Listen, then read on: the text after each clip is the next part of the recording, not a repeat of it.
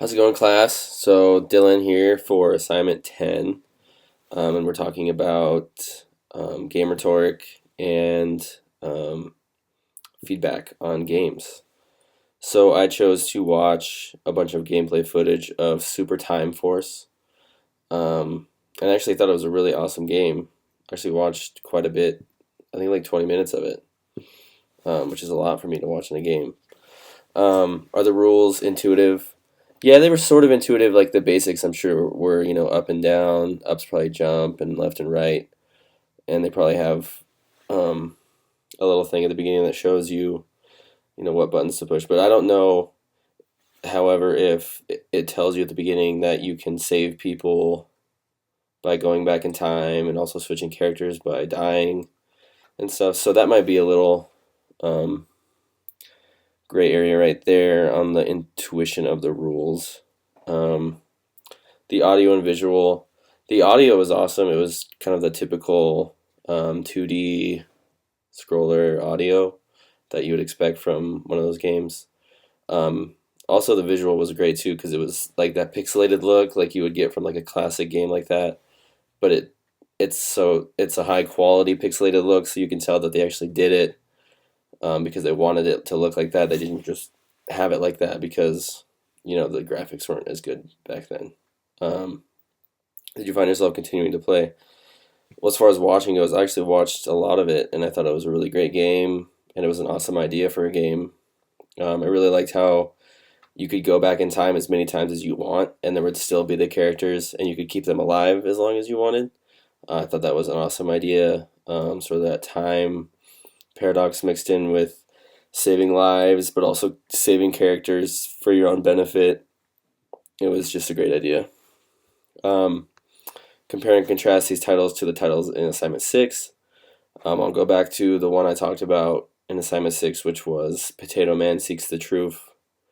Potato Man Seeks the Truth. It's so basic that the gameplay definitely is intuitive because you're basically just wandering through this scroller and you have the basic controls. It's like up, down, left, and right, and you can move about. And then there's all these little hints. I think the one was like bird brains are not good for the troops. So you're like, oh, I better watch out for the bird brains. And then there's little things that are like, the truth is in the forest or the truth is here. So it kind of keeps you going along the game.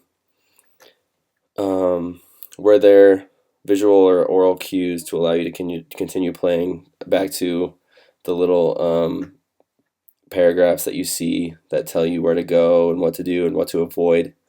I would definitely categorize those as cues while you were playing. At what point did you stop playing? I stopped at like 15 minutes of watching Potato Man Seeks the Truth because I wanted to see what happened when he got to the truth.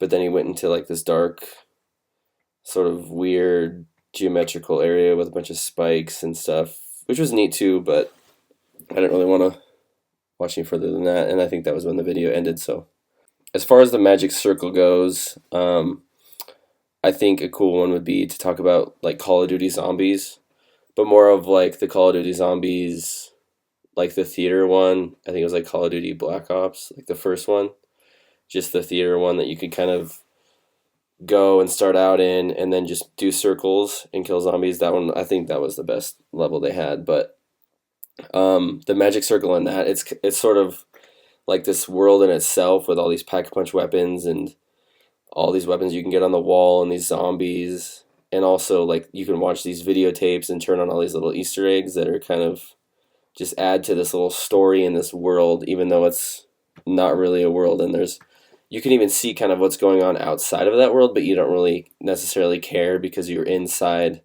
this theater and you're worried about continuing on with the game and killing the zombies and leveling up and getting more cash to buy stuff. So I guess that's how I would relate it to the magic circle.